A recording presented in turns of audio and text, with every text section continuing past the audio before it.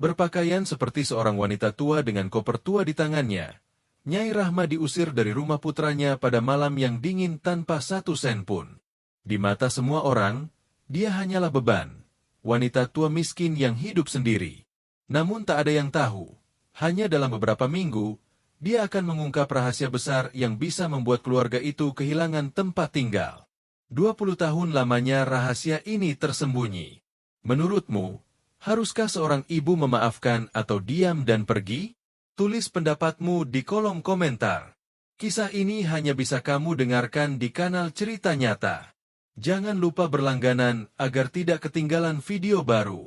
Di tengah hamparan sawah gandum yang luas dan perbukitan hijau di daerah sekitar Cianjur, berdiri sebuah rumah kecil dengan atap genteng merah yang lapuk dimakan waktu.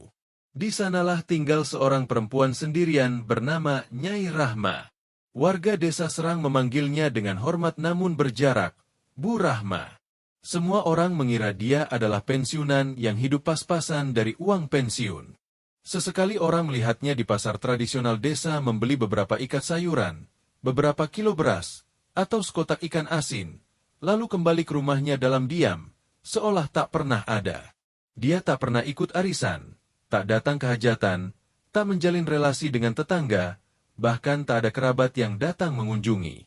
Anak-anak desa suka berspekulasi. Ada yang bilang dia mantan guru, ada juga yang bilang dia pensiunan perawat. Beberapa ibu-ibu kadang bergosip di warung kopi desa. Katanya Bu Rahma dulu cantik banget, nikah sama orang kaya di Jakarta, entah kenapa balik ke sini sendirian. Tapi tak seorang pun tahu kebenarannya, karena Nyai Rahma tak pernah bicara tentang masa lalunya. Setiap sore, ia duduk di beranda mungil rumahnya, menyesap teh hijau buatannya sambil menatap dedaunan yang menari di tiup angin. Sebagian orang bilang dia tertutup, tapi bagi Nyai Rahma, itu adalah keheningan yang dibutuhkan setelah badai panjang dalam hidupnya. 20 tahun lalu, Nyai Rahma bukanlah wanita tua berbusana coklat lusuh seperti sekarang. Saat itu, ia adalah istri dari Hamzah Rahardian, pengusaha properti sukses sekaligus pendiri kerajaan real estate yang bermarkas di Kemang, Jakarta Selatan. Mereka tinggal di villa mewah yang tak pernah tidur, diterangi lampu kota dan deru klakson yang tiada henti.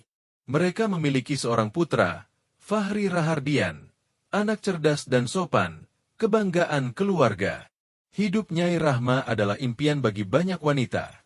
Suami sukses, anak berprestasi, kekayaan melimpah, makan malam mewah, liburan ke Eropa, dan pertemuan sosial kalangan elit. Sampai pada 1 Oktober, suaminya dan putranya terbang dalam perjalanan bisnis dari Bandara Soekarno-Hatta, dan pesawat mereka jatuh ke laut hanya beberapa jam setelah lepas landas. Tak ada yang selamat. Telepon dini hari itu menghancurkan seluruh hidupnya. Dalam hitungan hari, villa megah itu berubah menjadi makam dingin dan sunyi. Tak ada lagi tawa. Tak ada lagi Fahri yang manja, tak ada lagi siluet Hamzah di jendela membaca koran. Nyai Rahma hanya bayangan dirinya sendiri. Pelayat datang, doa-doa dibacakan, tapi waktu berlalu dan semua kembali ke hidup masing-masing. Kecuali dia. Kesedihannya bukan tangisan, tapi kehampaan yang tak pernah berujung. Dia tidak menjual aset, tidak membagi saham, hanya menyerahkan perusahaan pada tim terpercaya yang dulu bekerja bersama mendiang suaminya. Ratusan miliar rupiah, tanah, properti, rekening bank, semua ia alihkan ke sebuah yayasan amanah keluarga Rahma atas namanya sendiri. Dokumen lengkap, sah secara hukum, tapi dia tidak menyentuh sepeser pun uang itu. Itu seperti nazar diamnya. Tanpa menoleh ke belakang, dia meninggalkan Jakarta dan pindah ke desa terpencil yang tak mengenalnya. Dengan nama baru dan identitas baru, Nyai Rahma membeli sebidang tanah kecil dan membangun rumah sederhana di sana. Ia menjahit sendiri pakaiannya, memakai ponsel jadul model tombol, tak ada yang menelepon, tak ada yang tahu nomornya. Hanya sebuah catatan harian kecil yang selalu dia bawa, berisi kenangan bersama Hamzah dan Fahri, serta surat terakhir putranya yang belum pernah ia berani buka. Di dalam catatan harian itu tersimpan beberapa kenangan tentang Hamzah Rahardian dan Fahri Rahardian, serta surat terakhir dari sang putra yang dikirim sebelum naik pesawat, surat yang hingga kini belum pernah ia buka karena tak sanggup. Waktu pun berlalu. Saat musim panen tiba, Nyai Rahma mengayuh sepeda tua ke pasar setiap pagi. Saat musim hujan datang, ia menyiram kebun sayurnya dengan jas hujan yang melekat di tubuh. Di malam hari, ia duduk dalam hening ditemani suara kodok dari kejauhan. Dia bukan lagi istri pengusaha sukses dari Kemang, bukan lagi nyonya rumah villa mewah di Jakarta, tapi seorang perempuan yang memilih damai setelah badai. Namun suatu hari, masa lalu menyentuhnya kembali, seperti benang tak kasat mata yang tiba-tiba menariknya kembali. Hari itu, angin timur membawa hujan deras ke seluruh penjuru desa Serang. Ketika melewati halaman batu tua Masjid Al-Huda di gerbang desa, Nyai Rahma yang baru saja pulang dari pasar melihat sesuatu. Awalnya ia kira hanya kain lusuh yang terbuang, tapi benda itu bergerak. Ia menghentikan sepedanya. Hujan masih menghantam tanpa ampun. Ia mendekat dan berlutut. Di sana, tergeletak seorang anak laki-laki yang belum genap 5 tahun. Tubuh kecil itu membiru kedinginan, basah kuyup, rambutnya menempel di dahi, bibirnya membiru. Matanya terbuka setengah, tapi ada cahaya harapan kecil yang tetap menyala. Harapan untuk hidup. Allahu, bisik Nyai Rahma. Ia melepas jas hujannya, membungkus tubuh kecil itu dan memeluknya erat. Ia segera mengayuh sepedanya menuju puskesmas. Memegang erat anak itu di dadanya sambil terus berdoa dalam hati. Ya Allah, selamatkan dia. Ia tidak punya waktu untuk memikirkan kenapa anak itu ada di sana atau siapa yang meninggalkannya.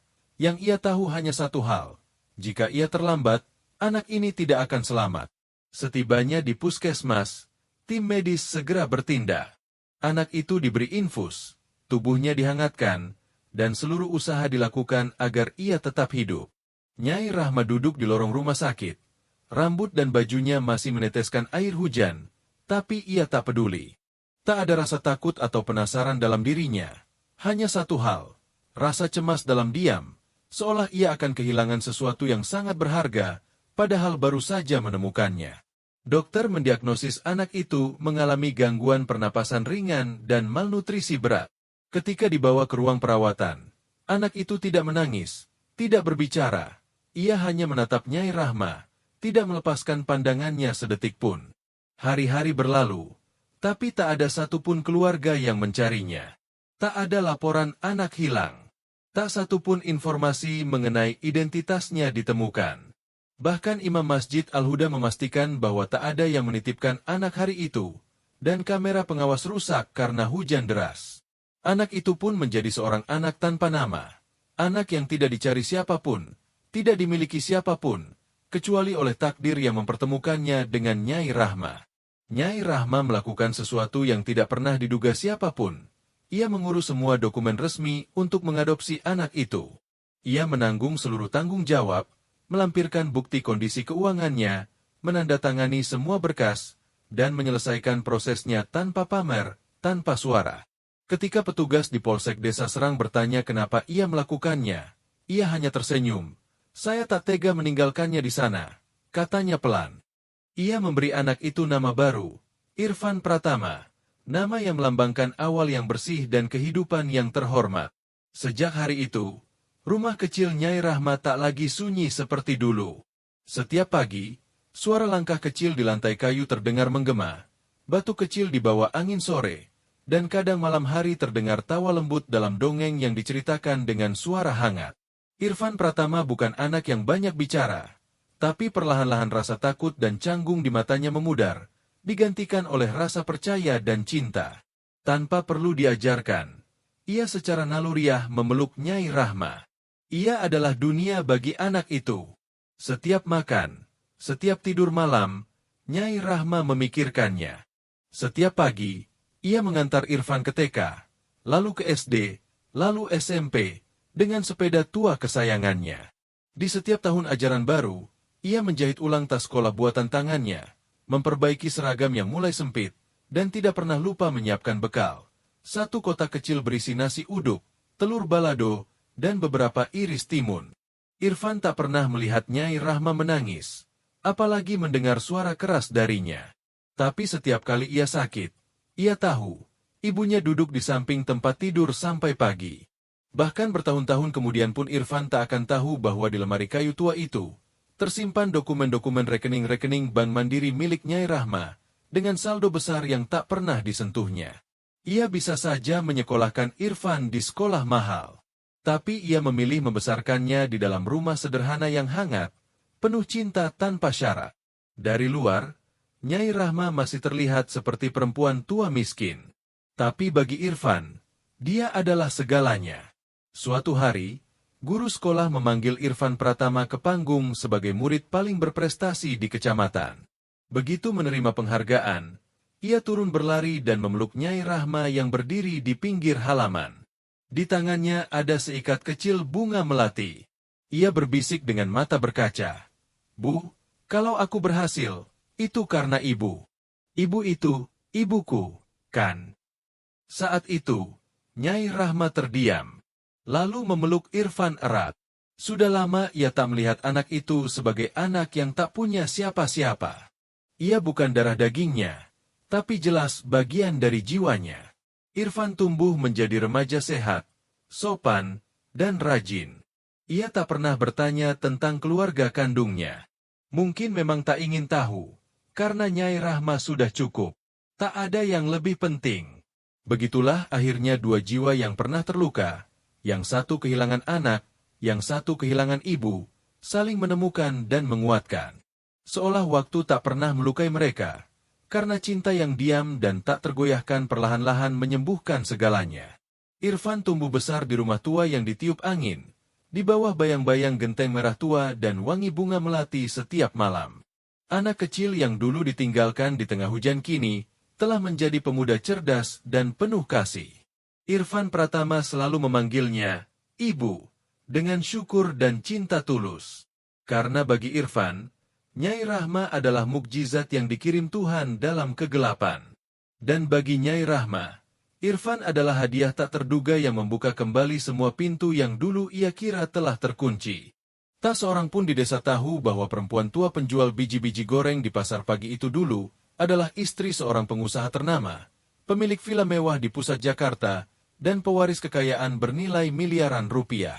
Di mata mereka, Nyai Rahma hanyalah wanita tua pekerja keras yang menerima pekerjaan apapun.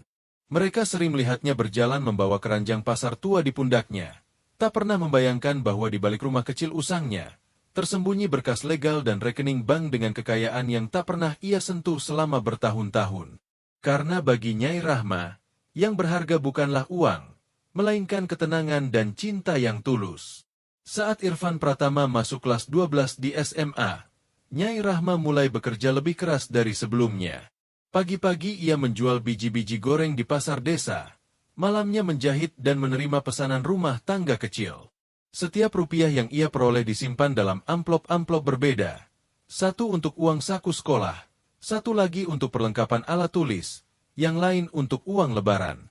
Tak seorang pun di desa Serang tahu bahwa sebenarnya dia memiliki rekening Bank Mandiri dengan jumlah yang sangat besar. Yang mereka lihat hanyalah seorang perempuan tua bungkuk yang bekerja dari fajar hingga larut malam.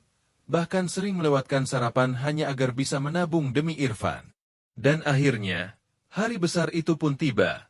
Irfan Pratama diterima di Universitas Gadjah Mada, Fakultas Kedokteran. Dengan surat penerimaan di tangannya, ia berlari pulang. Nyai Rahma diam-diam keluar ke halaman belakang, duduk di tepi sumur batu tua, dan menangis. Bukan karena kesulitan uang, tapi karena rasa bangga dan bahagia yang tak bisa diungkapkan kata-kata. Ia menyiapkan koper, beberapa baju yang terlipat rapi, toples-toples berisi acar buatan rumah, satu toples kecil berisi dodol jagung, dan sebuah sweater rajut tangan yang dibuatnya sendiri. Saat Irfan ditempatkan di asrama, di halaman kampus, ia memeluk ibunya erat, punggungnya masih basah oleh keringat siang itu. Aroma matahari dan peluh bercampur dengan kasih sayang yang abadi. Masa kuliah telah dimulai. Meski jarak memisahkan mereka, Irfan selalu menelepon setiap malam, kadang bercerita tentang kuliah, kadang tentang teman-temannya. Ia juga mengirim foto piagam prestasi. Tapi karena Nyai Rahma tak bisa menggunakan smartphone, ia selalu meminta bantuan guru TK di ujung jalan. Tolong, coba lihatkan, hari ini Irfan nulis apa? Ia tak pernah bilang pada siapa-siapa, tapi ia menyimpan semua nilai ujian, berita beasiswa, bahkan foto makan siang Irfan di benaknya. Untuk bisa membiayai semua kebutuhan anaknya, ia bekerja lebih keras, membayar kos, membeli buku, alat tulis, ongkos transportasi. Di malam-malam musim hujan yang dingin, ia menjahit di bawah cahaya lilin yang bergetar, dan kadang tertidur di depan mesin jahit karena terlalu lelah. Tapi setiap kali ponsel berbunyi dan muncul tulisan, Irfan menelepon. Ia langsung menyeka wajah, tersenyum, dan mengangkatnya. "Nak, kamu sudah makan? Kedinginan enggak? Uangmu cukup." Nyai Rahma tak pernah menyentuh kekayaannya. Bukan karena keras kepala, tapi karena keyakinan. Ia percaya bahwa seorang anak harus belajar hidup dari usahanya sendiri. Sejak kecil ia menanamkan satu prinsip. Jika seseorang memberimu sebutir nasi, terimalah dengan syukur. Dan kalau suatu hari hidup memberimu kesempatan, balaslah kebaikan itu 2 kali lipat. Irfan Pratama menghafal petuah ini dan menjadikannya panduan hidup. Meski begitu, kadang ia tak bisa menahan pikirannya. Mengapa ibunya harus hidup seberat ini? Mengapa tak membeli baju baru? Mengapa menolak berobat meski batuk tak kunjung sembuh? Mengapa tak mau menerima bantuan sosial pemerintah, bansos? Mungkin masa lalunya pernah sangat miskin, hingga ia tak ingin jadi beban siapapun lagi. Pikiran-pikiran ini tumbuh diam-diam dalam hati Irfan sepanjang tahun-tahun kuliahnya. Ia pun berjanji dalam hati, "Saat aku lulus dan mulai bekerja, aku akan membalas semua. Akan kuberikan kehidupan nyaman untuk ibuku. Akan kuobati semua sakitnya. Akan kubangun rumah baru yang layak, menggantikan rumah tua itu." Namun hidup tak semudah janji. Takdir jarang mematuhi rencana. Di tahun terakhir kuliah, seorang gadis masuk ke kehidupan Irfan. Gadis yang lembut, cerdas, cantik, dan penuh inisiatif.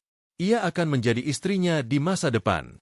Tapi Nyai Rahma belum tahu, dan tak akan pernah menyangka bahwa sejak saat itu arah hidup anaknya akan berubah, ke arah yang bahkan cinta seorang ibu pun tak bisa mencegah. Suatu hari, Irfan Pratama pulang dengan wajah penuh semangat. Ia memeluk ibunya dan berkata, "Bu, aku akan menikah." Nyai Rahma beberapa detik terdiam di tempatnya. Lalu dengan senyum tipis di wajahnya, ia menjawab, "Jadi kamu bahagia, ya?"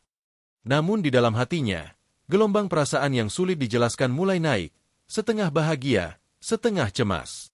Nama gadis yang disukai Irfan Pratama adalah Sari Dewi, seorang perempuan kota sejati, anggun, cerdas, lulusan Fakultas Ekonomi dan bekerja di sebuah perusahaan asing.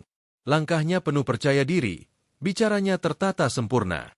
Sari Dewi tidak menyerupai Nyai Rahma, juga tidak seperti perempuan lain yang pernah ia kenal seumur hidupnya. Bahkan sejak pertama bertemu, Nyai Rahma sudah merasakan ada jarak yang tak kasat mata namun dalam antara mereka. Bukan soal usia, melainkan perbedaan pandangan hidup, nilai-nilai. Pernikahan pun diatur dengan sangat cepat dan dilangsungkan di hotel mewah di pusat Jakarta.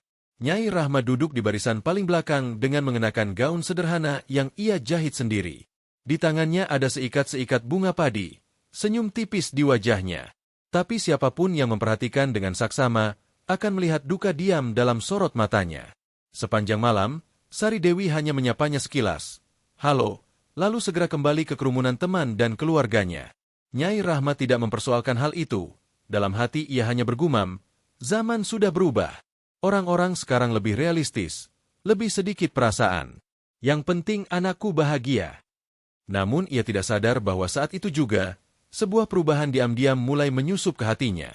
Setelah menikah, Irfan Pratama dan Sari Dewi pindah sepenuhnya ke kota.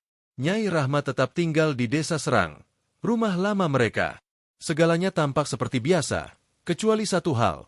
Ia sekarang menghabiskan hari-harinya menunggu bunyi dering telepon. Tapi telepon itu nyaris tak pernah berdering. Kalaupun berdering, seringkali terdengar suara terburu-buru, atau malah Sari Dewi yang berbicara, "Ibu, bisa bantu sedikit bulan ini? Kami baru bayar cicilan rumah, lagi agak terdesak." Atau, "Bu, biaya perawatan gigi kami butuh beberapa juta rupiah, akhir bulan kami ganti." Setiap kali, Nyai Rahma akan diam-diam menuju koper tua, mengambil beberapa lembar rupiah dari kotak kayu tua di bawah ranjangnya. Kalau perlu, ia menarik dari rekening Bank Mandiri. Padahal ia tak pernah ingin menyentuh uang itu. Tapi ini demi anaknya. Ia tak kuasa menolak. Suatu kali, ia memberanikan diri bertanya pada Irfan. "Nak, kalian berdua kan bekerja. Kenapa masih kesulitan setiap bulan?" Irfan menunduk sedikit malu. "Ibu, kami baru memulai hidup. Banyak pengeluaran tak terduga. Tapi ibu jangan khawatir. Bagi Nyai Rahma, yang menyakitkan bukanlah uang, melainkan jarak dingin yang terasa dalam suara anaknya sendiri. Bahkan saat peringatan wafat suaminya Hamzah Rahardian dan anak bungsunya Fahri Rahardian, Irfan tidak datang. Hanya pesan singkat, "Bu, tahun ini aku tidak bisa. Ada rapat penting. Tolong doakan kami juga." Nyai Rahma menyiapkan makanan musim hujan di rumah seorang diri, menyalakan lilin di hadapan sepiring nasi putih. Bayangan yang bergetar dalam cahaya seakan membawa kembali orang-orang terkasihnya. Datang diam-diam, lalu pergi lagi. Suatu hari, ia tak tahan lagi. Ia memutuskan mengunjungi Irfan dan Sari Dewi di rumah mereka di kota. Di tangannya ada keranjang bambu berisi makanan buatan rumah, nasi uduk, telur balado, timun, dan beras hasil panen. Ia menunggu lama di depan pintu. Akhirnya pintu dibuka oleh Sari Dewi. Ia sempat terdiam sejenak. Matanya menatap isi keranjang. Lalu alisnya naik sedikit. "Ibu, harusnya bilang dulu sebelumnya. Besok kami ada tamu penting. Rumah sedang kami bereskan. Sekarang sibuk sekali. Letakkan saja di situ. Biar saya antar ibu ke terminal sekarang," katanya. Suaranya sopan tapi dingin.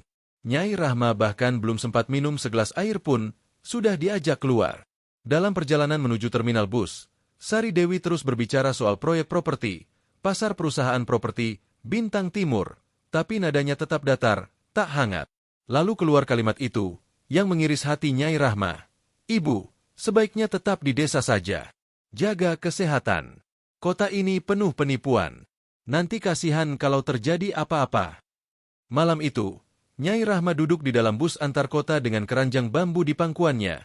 Belum sempat dibuka. Ia menangis dalam diam. Tapi air mata itu bukan karena tersinggung atau merasa sakit hati, melainkan karena ia mulai merasakan dengan sangat jelas bahwa satu persatu, ikatan tak terlihat antara dirinya dan anaknya mulai putus. Sejak hari itu, telepon dari Irfan Pratama makin jarang. Sementara Sari Dewi hampir tak pernah menelepon. Sesekali ada pesan singkat, hanya satu kalimat, "Bu, bisa kirim uang sedikit?" Dan seperti biasa, tanpa mengeluh satu kata pun, Nyai Rahma selalu mengirimkannya. Tapi di hatinya, perlahan muncul retakan-retakan yang dalam dan sulit disembuhkan. Batuk panjang yang tak kunjung sembuh dan nyeri punggung yang makin parah membuatnya terbaring lemah selama berhari-hari. Saat musim hujan pertama datang, kesehatannya memburuk, dan untuk pertama kalinya dalam hidup, ia merasa sangat sendirian. Bulan-bulan berlalu, Irfan belum juga pulang ke desa Serang. Telepon yang kadang berbunyi pun hanya untuk meminta uang atau mengirimkan nomor rekening. Tak ada tanya, "Ibu, apa kabar?" Tak ada ajakan berkunjung. Karena itu, setelah sakitnya agak reda, Nyai Rahma mengambil keputusan. Ia ingin pergi ke rumah anaknya di kota, tanpa memberitahu siapapun. Dalam hatinya, ia yakin, anak yang dulu ditemukannya di pelataran Masjid Al-Huda, yang ia besarkan dengan sepenuh cinta, tak mungkin menutup pintu untuknya. Ia menyiapkan koper tua berisi beberapa baju. Tak membawa uang tunai, tak menyentuh rekening Bank Mandiri. Ini adalah ujian kecil. Jika suatu hari ia tak punya apa-apa, apakah anaknya tetap akan memeluknya? Malam itu, ia naik bus antar kota menuju Jakarta. Bus berhenti di depan apartemen elit Jakarta Selatan, tempat tinggal Irfan dan Sari Dewi. Sebuah hunian mewah, lantai 12, unit luas yang dulu pernah dibanggakan oleh Irfan. "Rumah ini aku beli dari hasil keringatku sendiri, Bu." Nyai Rahma menekan bel. Pintu dibuka oleh Sari Dewi. Ia sedikit terkejut, lalu memasang senyum tipis yang terlihat dibuat-buat. "Bu, harusnya kasih tahu dulu." Ucapnya pelan, suaranya sopan, tapi jelas terasa ada ketidaknyamanan. Dari dalam, Irfan datang. Saat melihat ibunya, ia terdiam beberapa detik lalu mencoba tersenyum. "Bu, seandainya bilang dulu sebelum datang." Nyai Rahma menggenggam kuat gagang koper, tetap tersenyum hangat. "Nak, ibu lagi sakit. Di desa udara dingin sekali. Batuk ibu belum sembuh. Ibu pikir istirahat beberapa hari di sini bisa membantu." Sari Dewi diam saja, lalu langsung membalikkan badan masuk ruang tamu. Irfan tampak bimbang, matanya memerah, lalu berbisik pelan, seolah takut didengar seseorang. Bu, sekarang rumah lagi agak ramai. Sari butuh istirahat, dia lagi hamil. Aku juga baru pulang kerja. Sibuk sekali, lebih baik ibu istirahat di desa, ya. Jemari Nyai Rahma yang memutih mencengkeram gagang koper lebih erat, tapi ia tetap menjawab dengan ramah. Nak, kalau rumah ramai, ibu tidur di sofa juga tak apa. Ibu cari sudut, tak akan merepotkan. Saat itu, Sari Dewi menyilangkan tangan, bersandar di kusen pintu. Bu, kalau ibu sayang kami, sebaiknya di desa saja istirahat. Udara kota ini penuh debu. Bising lagi pula saya sedang stres akhir-akhir ini. Ucapannya terdengar ringan tapi menghujam. Seolah ada pisau tak kasat mata yang mengiris hati Nyai Rahma. Ia duduk pelan di ujung kursi. Tak ada segelas air. Tak ada sepiring makanan musim hujan. Semakin malam, rumah mewah itu terasa makin sunyi dan dingin. Tak ada yang bertanya, Bu, sudah makan? Tak ada yang menyelimuti tubuhnya. Hanya dinding-dinding dingin dan langkah-langkah yang menjauh. Nyai Rahma memandangi kejauhan kosong. Kenangan demi kenangan muncul. Saat Irfan kecil batuk sedikit saja, ia berjaga semalaman. Saat anaknya belajar naik sepeda tua, setiap kali jatuh, ia berlari menghampiri, mengobati lutut, memijat kakinya. Ia dulu mengoleskan krim selama berminggu-minggu. Tapi kini, di usia senjanya, bahkan menginap satu malam pun dianggap tidak pantas. Mendekati tengah malam, Irfan datang menghampiri sambil memegang ponsel. Suaranya pelan, penuh rasa bersalah. Bu, kalau ibu mau, aku pesankan taksi sekarang. Antar ke terminal. Besok pagi aku kerja, tak bisa antar. Nyai Rahma berdiri perlahan, mengangguk kecil. Baiklah, nak, tak apa. Malam itu, Nyai Rahma tidak menitikkan air mata, tidak pula mengeluh. Ia hanya menggenggam erat koper tua miliknya dan melangkah menuju pintu. Langkahnya gemetar, tapi penuh keteguhan. Sebelum masuk lift, ia menoleh sekali lagi ke belakang, menatap anak laki-laki yang sepanjang hidup telah ia dekap seperti cahaya, yang demi dirinya ia rela mengorbankan segalanya. Dengan suara lirih, ia berkata, Nak, jaga istrimu baik-baik. Ibu baik-baik saja. Lalu ia pun lenyap dalam dinginnya malam kota, di dalam sebuah taksi tua. Di sakunya tak ada uang sepeser pun, tapi masalahnya bukan pada kemiskinan. Nyai Rahma telah meninggalkan segalanya, bahkan rasa percaya yang terakhir tersisa. Ia memutuskan ini adalah sebuah ujian. Jika suatu hari ia tak lagi punya apapun, apakah anaknya masih menganggapnya berharga? Tapi malam itu, ia menerima jawabannya, dan itu sangat menyakitkan. Ia tidak langsung pulang ke desa Serang. Kepada sopir taksi, ia meminta diantar ke sebuah loskos di Jalan Melati, penginapan murah di pinggir kota, tempat yang dulu pernah ia singgahi ketika mengantar Irfan Pratama ikut ujian masuk universitas. Di kamar kecil yang lembab, dengan ventilator tua berderit di langit-langit, ia duduk menyepi di sudut. Tapi bagi Nyai Rahma, tempat itu sudah lebih dari cukup, sebuah sudut sederhana untuk mengumpulkan kembali hati yang remuk. Esok paginya, ia membeli koran pagi dan beberapa cemilan dari warung Pak Burhan di dekat situ, lalu kembali ke losmen. Ia membuka ponsel. Mungkin, barangkali, ada pesan dari Irfan. Tapi tidak ada satupun. Hanya sebuah pesan pendek dari seorang kenalan lama, mantan pekerja di apartemen elit Jakarta Selatan, tempat Irfan dan Sari Dewi tinggal. Pesan itu berbunyi, Fidan Mbak, kemarin aku dengar mereka ngobrol. Katanya Mbak bikin malu, datang minta bantuan. Dibilang sudah tua, miskin, tapi masih saja nyusahin. Sakit hati aku dengarnya. Entah Mbak sudah tahu atau belum, Nyai Rahma membaca pesan itu berulang kali. Matanya memerah. Ia sudah pernah kehilangan suami Hamzah Rahardian, juga anak bungsunya Fahri Rahardian. Tapi tak ada luka yang lebih tajam dari kata-kata itu. Anak yang ia besarkan, kini membicarakannya seperti beban. Tapi Nyai Rahma tidak marah. Yang ada hanya sesak yang dalam dan diam. Dulu, ia menjahit siang malam, menggigil di pasar demi sesuap nasi. Semua penghasilannya ia curahkan demi masa depan seorang anak. Dan kini, ia hanya dibalas dengan dua kata, beban hidup. Tapi luka itu tak berhenti di situ.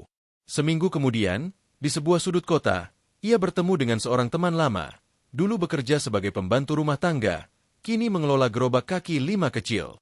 Setelah ngobrol sebentar, si teman bertanya dengan ragu, Mbak Rahma sudah dengar belum? Rumah di desa itu, katanya mau dijual sama Ece dan Irfan. Dibilangnya rumah itu dibangun atas bantuan mereka, dan mereka minta surat dari kelurahan. Katanya ibunya sudah tua, gak sanggup urus rumah lagi. Nyai Rahma terdiam. Lidahnya keluh. Rumah itu, tiap bata, tiap jendela, dibangun dengan keringatnya sendiri.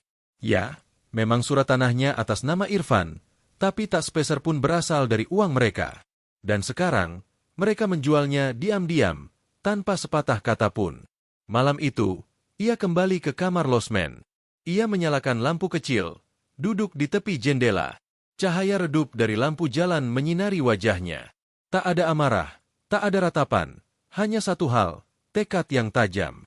Dengan senyum tipis, ia bergumam, sudah cukup.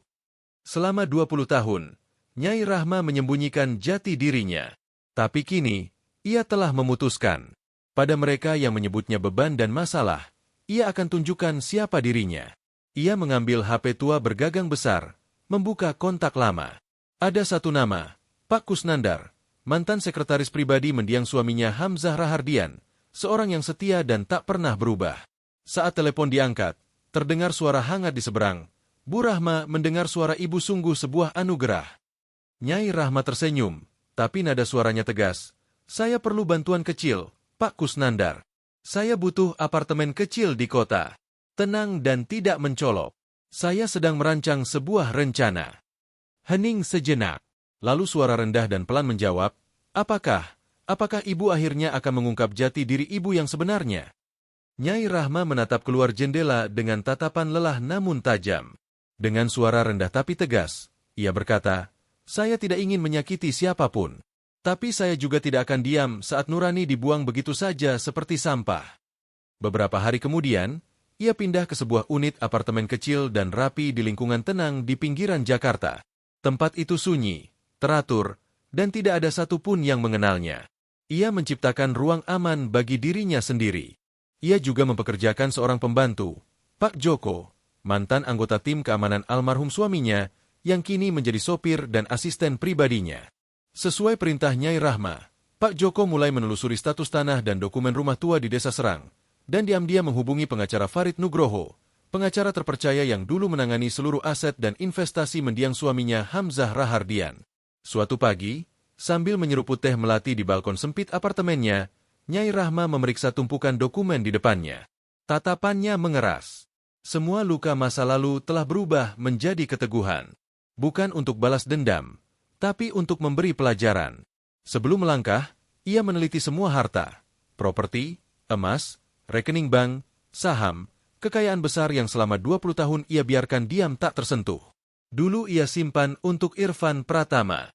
Tapi kini, ia sadar. Kasih sayang tak bisa diberikan selamanya jika tak pernah dihargai. Dan siapapun yang melupakan bakti, hidup akan mengajarkannya harga sesungguhnya. Dalam seminggu, pengacara Farid memastikan semua aset, kecuali rumah desa, masih atas nama Nyai Rahma. Rumah desa pernah ia serahkan atas nama anaknya hanya demi kemudahan. Sekarang saatnya memperbaiki kesalahan itu.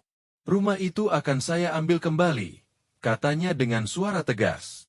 Semua dilakukan secara sah, tanpa konfrontasi. Pengacara Farid mengangguk kagum. Apapun perintah ibu, akan saya urus dengan bersih. Dalam waktu sebulan, seluruh aset dialihkan ke nama hukum Mi. Ratih Dian Rahayu, identitas rahasia yang dulu ia gunakan untuk urusan finansial. Kini, secara resmi, Ratih Dian Rahayu adalah seorang pengusaha mandiri dengan kekayaan lebih dari 100 miliar rupiah. Tak ada yang tahu, tidak Irfan, tidak Sari Dewi, bahwa wanita tua yang terlihat sederhana itu adalah salah satu orang terkaya di kota. Nyai Rahma membeli sebuah villa mandiri dengan kolam ikan pribadi dan taman luas di sebuah kawasan elit di pinggiran kota, tenang dan terjaga.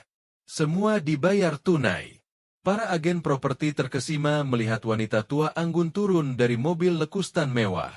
Ia pindah hanya dengan Pak Joko dan pembantu barunya Bu Rini, yang dipilih khusus dari perusahaan jasa kebersihan terpercaya. Tidak ada yang tahu siapa dia sebenarnya. Semua mengira ia adalah seorang janda tanpa anak, pernah tinggal di luar negeri, dan kini kembali ke Indonesia untuk hidup damai di usia tua. Ia tidak menerima tamu, tidak suka pamer, tapi sikapnya yang anggun dan wibawanya membuat semua orang menghormatinya. Semua berjalan tenang, hingga hari itu. Suatu siang, ia pergi ke kantor properti Başak Emas bersama Bu Rini untuk membeli beberapa unit apartemen sebagai investasi. Kalau ibu mau, saya panggilkan petugas untuk jelaskan detailnya, ujar Bu Rini. Beberapa menit kemudian, dari balik lobi, muncul seorang wanita muda berpakaian rapi dan langkah penuh percaya diri dengan sepatu hak tinggi. Meski riasan wajahnya rapi dan profesional, Nyai Rahma langsung mengenalinya, Sari Dewi. Sari Dewi sempat terdiam sejenak, matanya membesar, wajahnya seketika pucat pasi, tetapi dengan profesionalisme yang ia bangun selama bertahun-tahun di dunia kerja, ia segera memulihkan diri, mengenakan senyum palsu dan melangkah mendekat. Selamat datang, saya Sari Dewi, konsultan proyek, ada yang bisa saya bantu? Nyai Rahma tidak tergesa-gesa, ia melepas kacamata hitamnya dengan perlahan dan meletakkannya di atas meja, menatap langsung ke mata Sari Dewi. Suaranya tak mengandung amarah maupun kelembutan, hanya kesejukan sedingin es. Apakah kita saling kenal? Sari Dewi sedikit panik, mengalihkan pandangan. Saya tidak yakin mungkin. Nyai Rahma menambahkan dengan tenang. Saya adalah perempuan yang kau tolak tengah malam di depan pintumu dengan membawa koper. Sari Dewi kehilangan napas. Wajahnya semakin pucat, menggenggam dokumen di tangannya erat-erat. Jarinya gemetar. Emma, maksud saya. Bu. Nyai Rahma memotong. Ini perusahaan properti. Di sini yang berbicara adalah nilai, bukan kata-kata kosong.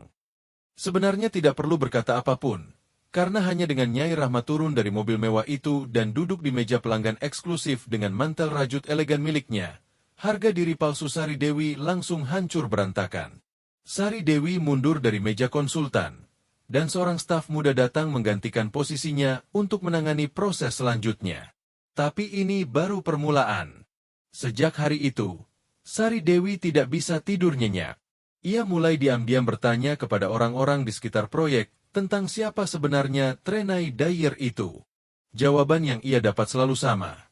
Investor besar, orang kaya raya, tapi sangat misterius, tak pernah berinteraksi langsung. Semua urusannya hanya lewat pengacaranya. Semua yang ia dengar membuat lututnya lemas. Jika yang ia lihat hari itu benar, berarti perempuan tua yang selama ini ia remehkan ternyata adalah pemilik kekayaan besar. Namun semua ini belum berakhir. Takdir akan mempertemukan mereka lagi, dan kali ini di tempat yang benar-benar tak terduga. Pada hari itu, perusahaan properti tempat Sari Dewi bekerja mengadakan peluncuran proyek mewah di salah satu hotel terbesar di Jakarta, khusus untuk pelanggan eksklusif. Acara ini hanya untuk undangan, dan di pintu masuk terdapat petugas keamanan. Sari Dewi ditugaskan sebagai konsultan utama dalam peluncuran tersebut. Tugasnya adalah menarik investor besar ke proyek tersebut. Saat ia sedang penuh semangat mempresentasikan proyek, pintu besar ruangan terbuka perlahan. Seorang wanita tua masuk dengan mengenakan gaun panjang dari sutra gelap yang memancarkan wibawa, rambutnya disanggul rapi. Di belakangnya ada seorang asisten pria dan sopir pribadi yang mengikutinya dengan langkah tenang. Penampilannya sederhana, namun langkah dan sikapnya membuat seluruh ruangan terdiam. Petugas keamanan langsung menundukkan kepala dengan hormat, staf resepsionis buru-buru membuka jalan. Sari Dewi sedang berdiri di tengah ruangan dengan mikrofon di tangan. Ia melihat sekilas, dan seketika darahnya seperti menguap. Wanita yang masuk adalah Nyai Rahma, atau kini dikenal sebagai Trenai Dyer, dan saat itu juga Sari Dewi sadar bahwa perempuan di depannya jauh lebih kuat daripada yang ia bayangkan. Secara naluriah ia menurunkan mikrofon, lalu dengan senyum palsu dan langkah yang dibuat-buat angkuh, ia mendekati Trenai Dyer. Selamat datang, Ibu, katanya. Jadi Ibu juga berkenan hadir dalam acara kami hari ini? Apakah Ibu membawa undangan? Kalimat itu membuat beberapa tamu di meja terdekat menoleh. Ucapan Sari Dewi seolah berkata, tidak semua orang bisa masuk ke sini. Sebuah penghinaan terselubung, ujian terbuka. Tapi Trenai Dyer tidak berkata sepatah kata pun. Ia hanya menatap dalam mata Sari Dewi, seperti menatap orang asing. Asisten di sampingnya dengan tenang mengulurkan sebuah amplop putih. Di atasnya tertulis, Trenai Dyer, dengan cetakan emas. Di bawahnya terdapat tanda tangan basah dari Direktur Utama perusahaan. Tepat saat itu, manajer senior proyek Pak Aditya datang dengan langkah cepat. Melihat Trenai Dyer, ia langsung membungkuk dengan penuh hormat. Selamat datang, Ibu Trenai. Suatu kehormatan besar melihat Ibu di sini. Semua telah kami siapkan di ruang VIP. Silakan ikut saya. Lalu ia berbalik, memandang Sari Dewi dengan wajah serius dan nada tegas. Bu Sari Dewi, siapa yang memberi Anda wewenang untuk berbicara kepada klien seperti ini dengan cara seperti tadi? Sari Dewi terpaku di tempat. Seumur hidup belum pernah ada yang menegurnya sekeras itu. Orang-orang mulai berbisik satu persatu di sekeliling ruangan. Sebagian memandang Nyai Rahma dengan kagum, sebagian lagi memandangi Sari Dewi dengan rasa iba. Beberapa tamu bahkan mengenali siapa wanita itu sambil berbisik. Perempuan itu, bukankah dia pemilik baru dari Goksu Konaklari di proyek kontraktor Danau Ciliwung? Dan saat itu, seolah tirai sebuah drama ditutup perlahan, Nyai Rahma mengeluarkan sebuah ponsel pintar model lama dari dalam tas tangannya, memutarnya perlahan, dan di layar ponsel terpampang jelas saldo rekening banknya. 127.435.000.000 rupiah, cahaya remang-remang ruangan memantul ke layar, membuat semua orang yang melihat sekilas terpana melihat angka fantastis tersebut. Tidak ada pamer, tidak ada kesombongan, hanya keheningan dari sebuah kenyataan.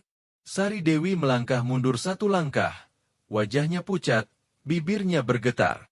Orang-orang di sekitarnya, yang kemarin masih memujanya, kini menatapnya dengan bisikan penuh simpati. Beberapa menggeleng pelan, sebagian memandang iba. Kekalahan ini Sari Dewi alami bukan hanya di panggung profesional, tapi juga sebagai ibu dan sebagai manusia. Ia menyadari bahwa tamparan ini bukan hanya datang dari mantan ibu mertuanya, tapi dari hidup itu sendiri. Ia menundukkan kepala, tak sanggup berkata apapun, dan dengan langkah gontai meninggalkan ruangan. Nyai Rahma tak sekalipun menoleh ke belakang. Ia berjalan perlahan menuju ruang pelanggan eksklusif. Hari itu ia meninjau seluruh proyek, memilih unit penthouse dengan pemandangan Sungai Ciliwung, lalu membayar uang muka tanpa menawar sedikit pun. Dalam perjalanan pulang, di kursi belakang mobil mewahnya, ia mengeluarkan sebuah foto kecil dari saku dalam mantelnya. Di foto itu, terlihat 3 orang. Dirinya, mendiang suaminya Hamzah Rahardian, dan putra bungsunya Fahri Rahardian. Ia menggenggam foto itu dalam telapak tangannya. Matanya berkaca-kaca, tapi ia tetap diam, karena Nyai Rahma kini tahu, beberapa pelajaran hidup tidak disampaikan lewat kata-kata, tapi lewat kenyataan. Dan Irfan Pratama, sejak malam ketika ia menolak ibunya di depan pintu, tak pernah lagi menghubungi. Minggu-minggu awal ia berpikir, ibu pasti hanya sakit hati, nanti juga reda. Tapi saat minggu ketiga tiba dan Nyai Rahma tetap diam, Irfan mulai dilanda gelisah. Ia kembali ke desa Serang, ke rumah lama mereka, tapi pintunya terkunci. Para tetangga-tetangga berkata bahwa mereka sudah berminggu-minggu tidak melihat Nyai Rahma, dan tak tahu kemana ia pergi. Tagihan listrik dan air sudah dibayar berbulan lalu, seolah Nyai Rahma memang sengaja menghilang dalam waktu lama. Sementara itu, dari kenalan di dunia properti, Irfan mulai mendengar rumor aneh. Ada seorang wanita tua bernama Trenai Dyer, sangat kaya raya, dan berinvestasi puluhan miliar rupiah ke proyek-proyek besar. Yang lebih mengejutkan, menurut cerita mereka, penampilan wanita itu sangat mirip ibunya. Didorong rasa penasaran yang membakar, Irfan pulang dan mengobrak-abrik lemari tua, menemukan foto-foto lama, dan wajah muda Nyai Rahma dalam foto-foto itu sangat mirip dengan deskripsi wanita VIP yang dilihat Sari Dewi di perusahaan properti Bintang Timur. Tangan Irfan mulai gemetar. Mungkinkah ibunya selama ini bukanlah orang miskin? Tapi alih-alih mengejar kebenaran atau mencari konfrontasi, Irfan memilih cara yang mudah.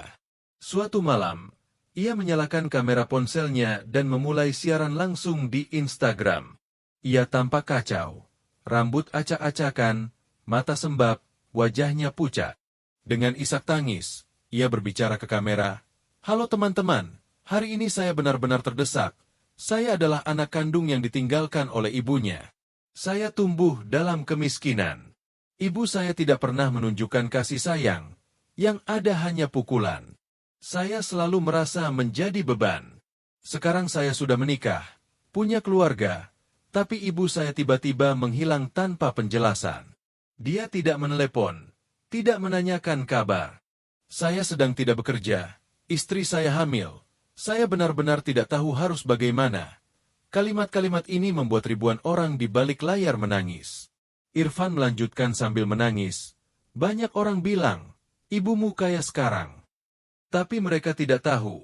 Saya tumbuh besar hanya dengan makan mie instan murahan dan nasi dingin. Ibu saya bahkan tidak pernah membelikan saya sepatu layak. Tidak pernah sekalipun berkata, "Aku sayang kamu." Sekarang dia punya uang, tapi saya belum pernah merasakan sepeser pun bantuannya. Saya pengangguran. Istri saya akan melahirkan. Saya tidak tahu harus bagaimana. Siaran penuh emosi itu menjadi viral dalam waktu singkat. Jumlah penayangan meledak, puluhan ribu pengikut baru berdatangan, ratusan komentar bermunculan, "Ibu macam apa itu? Di zaman sekarang masih ada yang tega meninggalkan anaknya sendiri? Astagfirullah. Kami di sini. Sabarlah, Irfan, kuatkan hatimu." Di akhir siaran, Irfan Pratama memulai sebuah kampanye donasi online dengan klaim bahwa ia membutuhkan bantuan untuk anaknya yang akan lahir. Dalam beberapa hari, ratusan juta rupiah mengalir ke rekeningnya. Untuk pertama kalinya dalam hidupnya, peran sebagai korban memberinya respon sebesar itu. Namun suatu malam, media sosial kembali geger. Tapi kali ini, bukan Irfan yang menjadi pusat perhatian. Yang muncul ke permukaan adalah Nyai Rahma, namun bukan dengan kemarahan, melainkan keheningan. Ia hanya membagikan satu unggahan, sebuah tautan berisi salinan dokumen dan arsip lama. Di dalamnya terdapat surat adopsi resmi yang menunjukkan bahwa Irfan bukan anak kandung, tapi anak yang ia adopsi. Terdapat juga tagihan rumah sakit saat Irfan berusia 3 tahun dan menderita pneumonia, bukti transfer uang kuliah dari setiap semester selama masa perkuliahan, serta rincian bagaimana seluruh gaji kecilnya selama bertahun-tahun digunakan untuk biaya hidup dan pendidikan anak itu. Di akhir unggahan, ia menulis, "Aku mengasuhnya walau bukan dari darahku, aku memberikan cintaku." Tapi kini dia memfitnah dan membohongi orang-orang, menyalahgunakan kebaikan hati mereka. "Aku tidak akan diam lagi." Unggahan itu meledak. Ribuan komentar bermunculan. "Anakmu kau sekolahkan sampai kuliah. Sekarang dibalas fitnah begini, lihat semua bukti ini, tiap rupiahnya dipertanggungjawabkan. Inilah kasih ibu yang sebenarnya. Betapa tidak tahu malunya kamu, Irfan." Video siaran langsung Irfan pun banjir komentar baru, tapi bukan lagi simpati. Julukannya sekarang jauh lebih kejam. Sang penjual air mata, anak durhaka, pemeras emosi. Tapi Nyai Rahma tidak berhenti di situ. Ia melangkah lebih jauh. Ia menggugat. Surat pengaduan diajukan ke Pengadilan Negeri Kemang dengan 3 tuntutan utama: pencemaran nama baik dan kehormatan, fitnah serta penyesatan publik, serta keuntungan tidak sah melalui penipuan.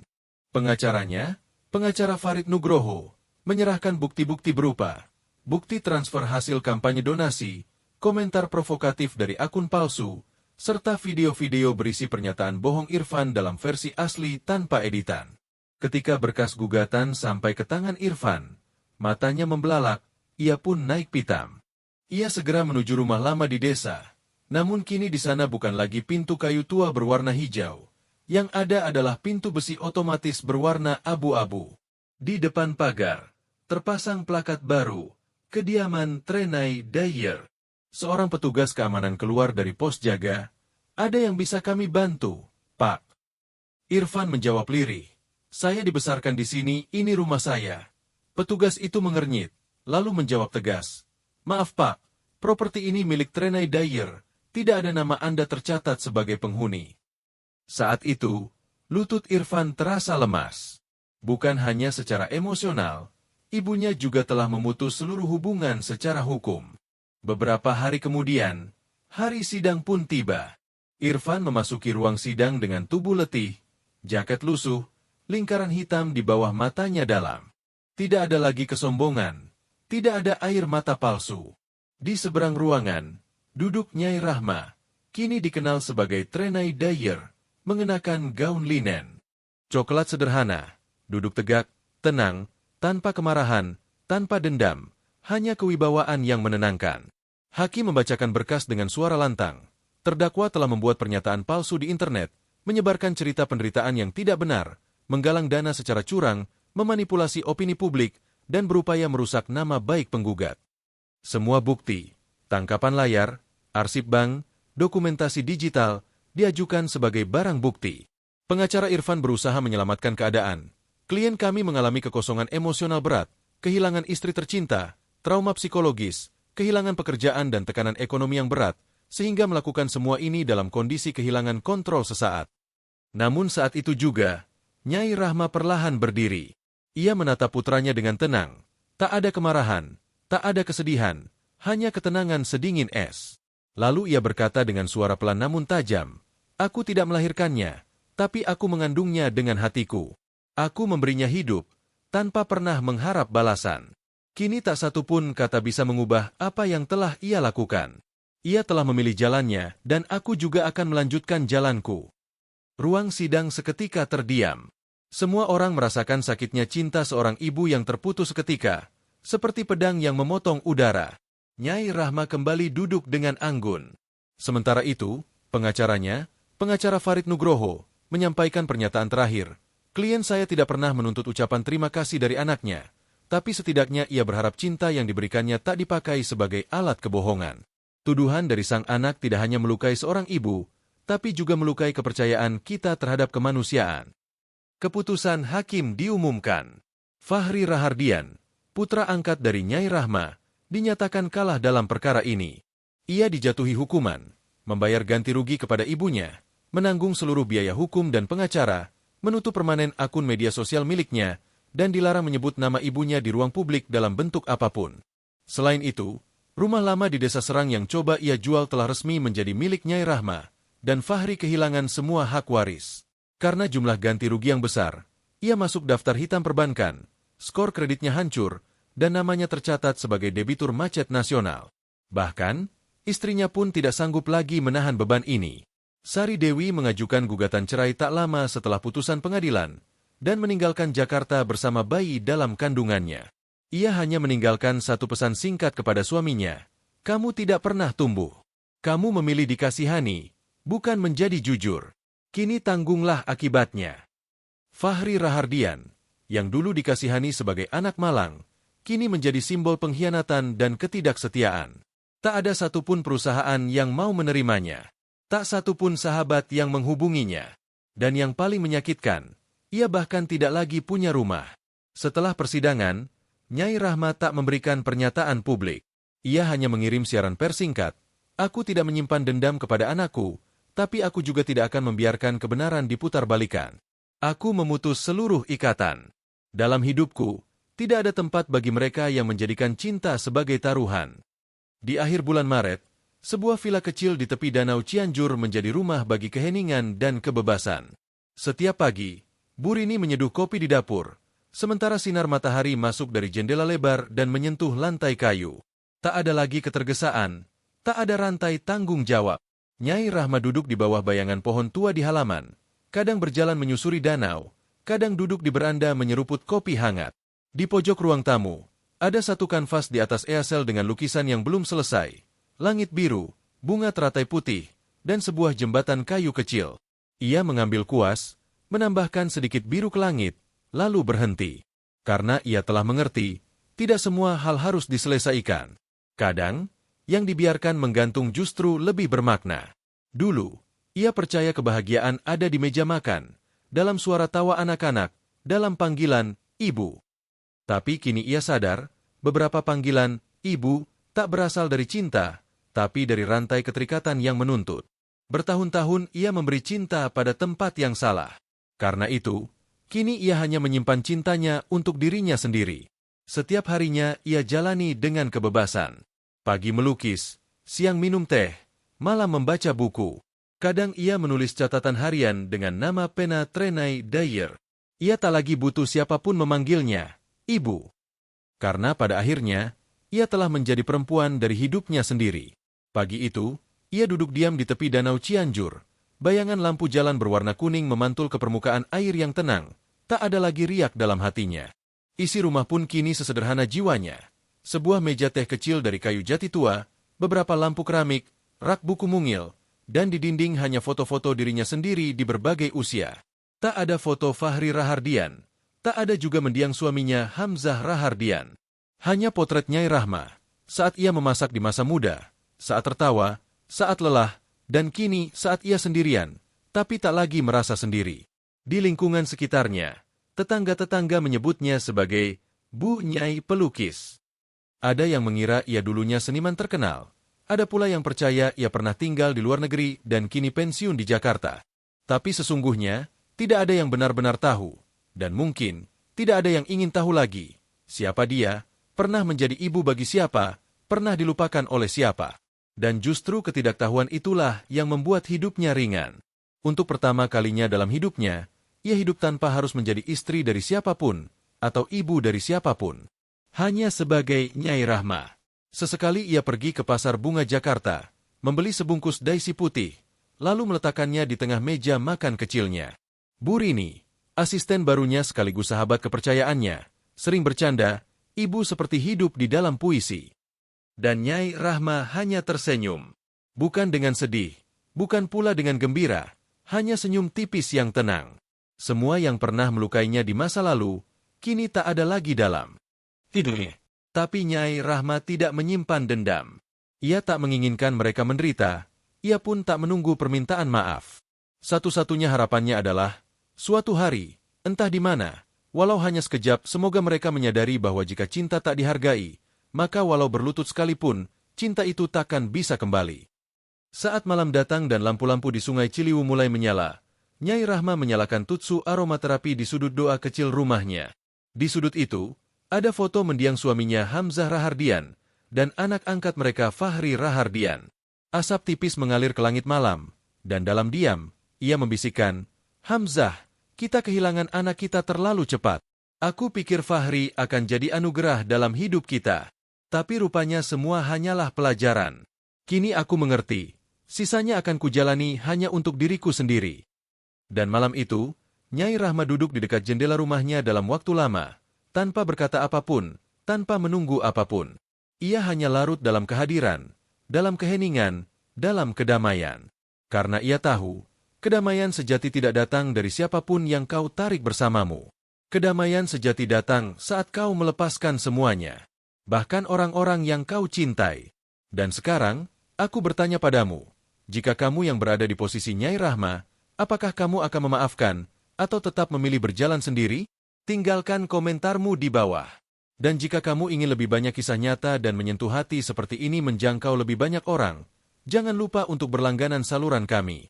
Karena terkadang, sebuah cerita yang diceritakan tepat pada waktunya bisa menghangatkan hati yang sudah membeku.